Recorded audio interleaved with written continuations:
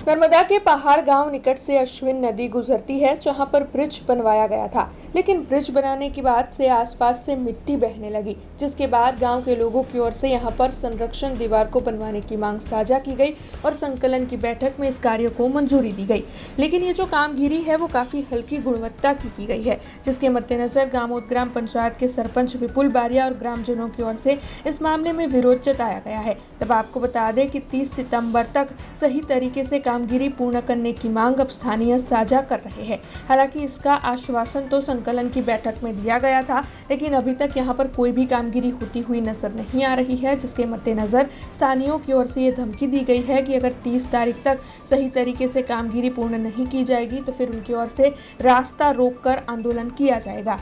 हालांकि आपको बता दें कि संकलन के अधिकारी को जब इस बात की जानकारी दी गई तब कॉन्ट्रैक्टर की ओर से गलत बर्ताव कर गलत जानकारी दी गई होने के आरोप भी गांव के लोग लगा रहे हैं। नमस्कार। आज रोज ગમોડ ગામ પાસે પહાડ પુલ પર અશ્વિન નદીના પુલ પાસે જે દિવાલનું કામ ચાલતું હતું તેની ક્વોલિટી ચેક માટે અમે આવેલા હતા ત્યારે અહીંયા આગળ જોવામાં આવે તો ખૂબ ખરાબ ગુણવત્તાનું કામ છે અને સાઈડ ઉપર કોઈ પણ પ્રકારના એન્જિનિયર હાજર નહોતા, એમની પાસે સ્ટ્રક્ચર ડ્રોઈંગ નહોતું। અમારા દ્વારા માંગવામાં આવતા એ લોકોએ ખૂબ ઉદ્ધતાઈ ભર્યું વર્તન કરેલું અને ત્યારબાદ અમારી સાથે ગમે તેવા જવાબ આપેલા અને ગઈકાલે પંડિત દીનદયાળ જયંતિ નિમિત્તે નર્મદા જિલ્લામાં લગભગ 16 કરોડ જેટલા કામોનું માન્ય સાંસદ સભ્યશ્રી, માન્ય ધારાસભ્યશ્રી, જિલ્લા પ્રમુખશ્રી દ્વારા ખાતમુહૂર્ત કરવામાં આવેલું ત્યારે એ લોકોના આદેશ અને એ લોકોની સૂચના અનુસાર કહેવામાં આવેલું કે દરેક નાગરિકની ફરજ રૂપે જે પણ આપણા કામો ચાલતા હોય એની તકેદારી રાખવી અને યોગ્ય ગુણવત્તાથી કામ થાય એનું ધ્યાન આપવું। જે બાબતે હું ગમોડ જૂથ ગ્રામ પંચાયત સરપંચ તરીકે અહીં આગળ સ્થળ પર આવતા કામની ગુણવત્તા ખૂબ ખરાબ રીતના છે। કોઈપણ પ્રકારના એમને જે દિવાલ બનેલી છે એમાં કોઈપણ પ્રકારના ક્યુબ મેન્ટેન કરવામાં નથી આવેલા, સાઈડ પર કોઈ એન્જિનિયર નથી, સાઈડ પર કોઈ ડ્રોઈંગ રાખવામાં નથી આવેલું। એ લોકો સાથે ટેલિફોનિક વાત કરતાં એ લોકો એલફેલ જવાબ આપે છે અને એ રીતના વાત કરે છે કે જાણે એ લોકો ગવર્મેન્ટ સાથે ને એમના પોતાના કોઈ ફંડ ફાળાથી કરતા હોય તો આ ચડી વાગેલા કોન્ટ્રાક્ટર છે અને જીએચવી તરીકે આ કંપની આગળ કામ કરે છે। તો મારી સરકારને રજૂઆત છે, ધારાસભ્યશ્રી, સાંસદ સભ્યશ્રી અને જિલ્લા પ્રમુખને પણ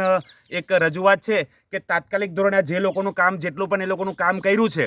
એની કામની ગુણવત્તા માટે જે પણ સરકારના ધારાધોરણ છે એ મુજબ એના ક્યુબ ટેસ્ટ કરવામાં આવે। ક્યુબ ટેસ્ટ કરીને જો યોગ્ય ગુણવત્તા ના જળવાયેલી હોય તો એ કામને તોડવામાં આવે અને નવેસરથી સરકારની ધારાધોરણ ડ્રોઈંગ મુજબ કામ કરવામાં આવે અને જે પણ કામ થાય છે એને યોગ્ય એમનો એન્જિનિયર તેમજ યોગ્ય ગુણવત્તા સાથે કામ કરવામાં આવે અને જ્યાં સુધી અમારી વાતનું નિરાકરણ ના આવે